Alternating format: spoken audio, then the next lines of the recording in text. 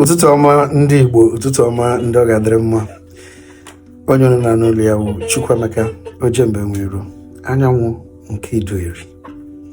Ana m ekele unu n'ụbọchị nke taa.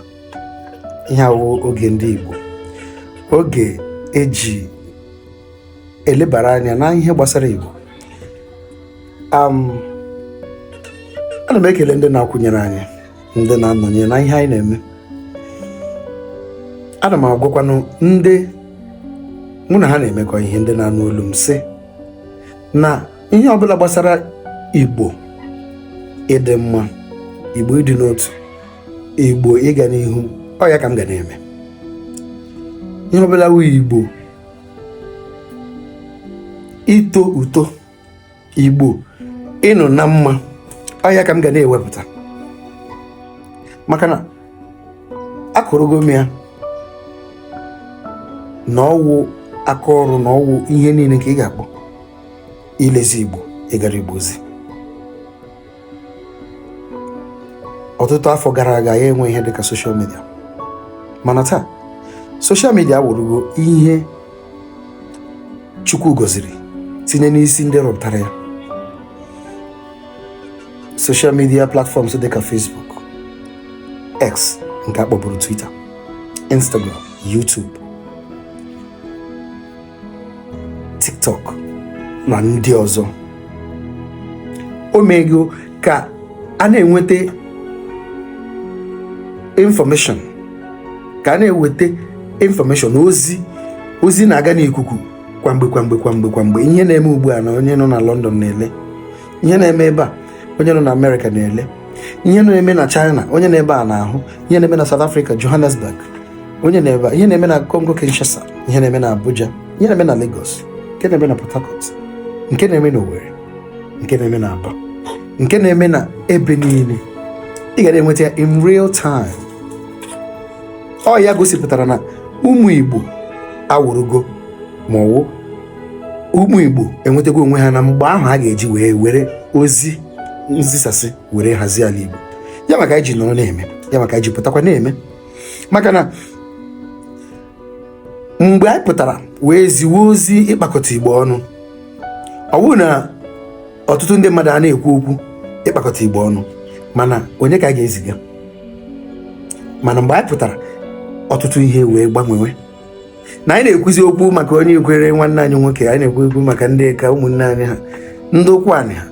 Ụfọdụ na-eche na na ndị a kpọrọ Delta Igbo ozugbo, ndị a na-akpọ ndị Delta ma ndị Rivers, na ha wụ ndị Igbo, na ha na-asụ, na o nwere ihe ọzọ ha na-asụ. Mana soshal midia emego ka anyị mara na ihe onye ọbụla na-asụkwa Igbo.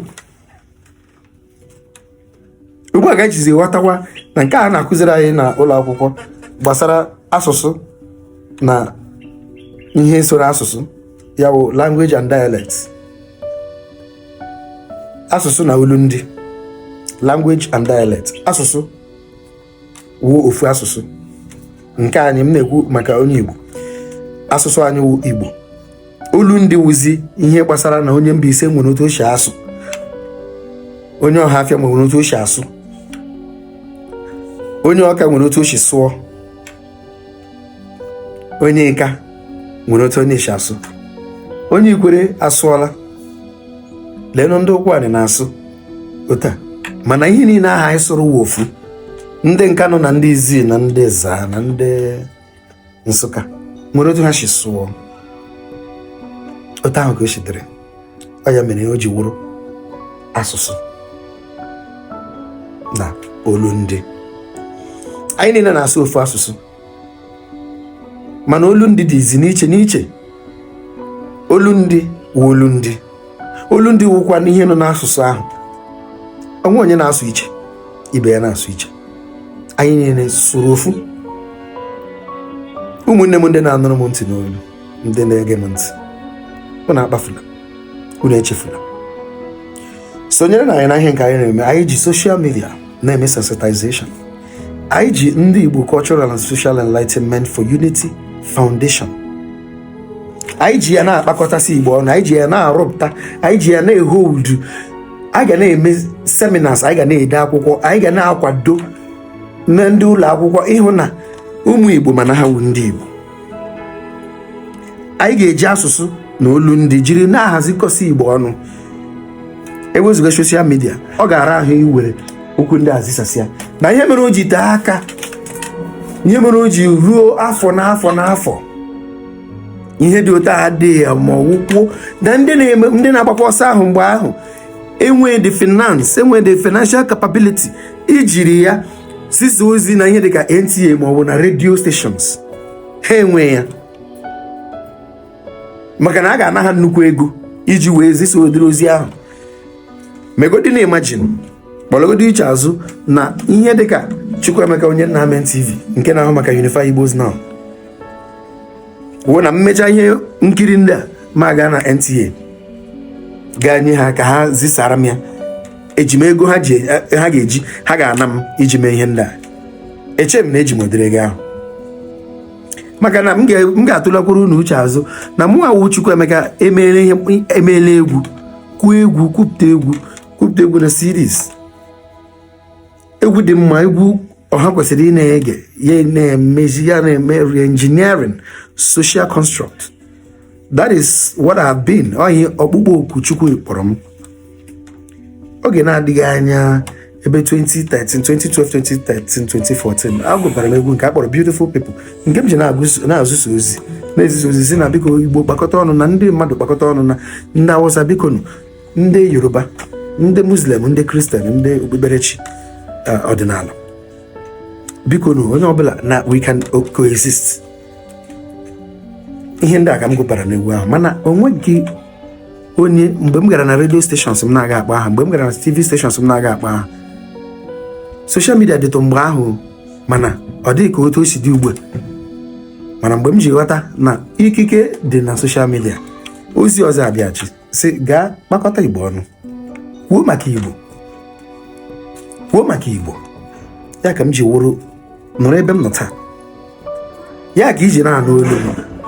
Ihe ụgwọ m ga-akwụ nwa obere ụgwọ iji zụọ data, ọzọ ozi iji ego m ga-eji na-agagharị, na-agba ịga moto fuel, na-agba ụgbọala, na-agba transport, na-aga na-ezisazi ozi a. Ọ ga-ịhụ n'ụwa agbanwego, ya ga m ji na-ekwu okwu social media. Gị nwa nke mmadụ nke na-ege m ntị, o nwere mkpụrụ Chukwu kụnyere gị n'ime, o nwere ọkụ Chukwu mụnyere gị n'ime. Ekwekwele ka ọkụ anyụ. O nyere gị ọkụ ka i jiri kwusa kwuo okwu ọma gbasara Igbo, kwuo okwu ọma maka ebe isi, kwuo okwu ọma ahụ. Chukwu eke ndị Igbo ka ha gbasasịa, ka ha wụrụ ndị naanụ n'ofu, naanụ n'udo, naanụ n'ofu. Atụmatụ anyị n'ebe Chukwu nọ ka anyị baa ọgaranya, ka anyị bie ndụ ogologo, ka anyị mụbaa, ka anyị were ofu ndị. Ya ka jikwa anyị ndị gboo, ndị Igbo. Ana m ekele ọhaneze ndị na-ele m aka m kwa ezigbote nwanne m nwoke Chukwuemeka, onye na-ahụ maka Unify Igbos Now na Nnamdi TV, onye nke nọ n'isi ọrụ ndị Igbo Cultural and Social Enlightenment for Unity Foundation. Ka udo chia n'ala Igbo. Ise.